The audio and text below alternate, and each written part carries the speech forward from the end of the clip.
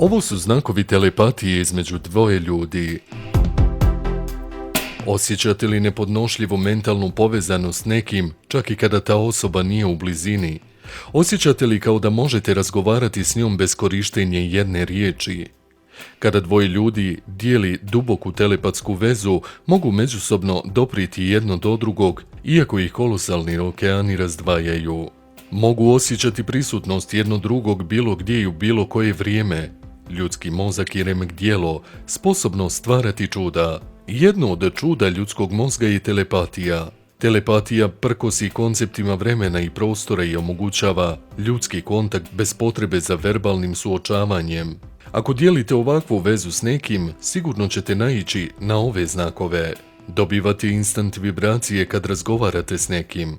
Ta osoba ne mora izraziti svoje pozitivne ili negativne osjećaje kako bi otkrila šta osjeća prema vama. Jednostavno znate šta misli, čak i ako to ne pokazuje otvoreno. Kada neko blizak vama govori laž, jednostavno to znate. Čak i ako uporno pokušava sakriti istinu, njegove misli će ga izdati i konačno otkriti neiskrenost. Ako ste iskreno zaljubljeni u nekoga, možete uploviti u misli te osobe, a da ona ni ne zna za to. Čak i ako je zauzeta radeći posao u kancelariji, možete je učiniti ljubomornom, samo tako što ćete nježno razmišljati o njoj. Također je možete seksualno probuditi svojim telepatskim moćima. Ona za uzvrat može to isto učiniti za vas. Ako je vaš partner u opasnosti, odmah možete dobiti zastrašujući osjećaj koji proizilazi iz vašeg uma. Možete osjetiti patnju i bol naših voljenih, čak i ako to ne možete vidjeti vlastitim očima.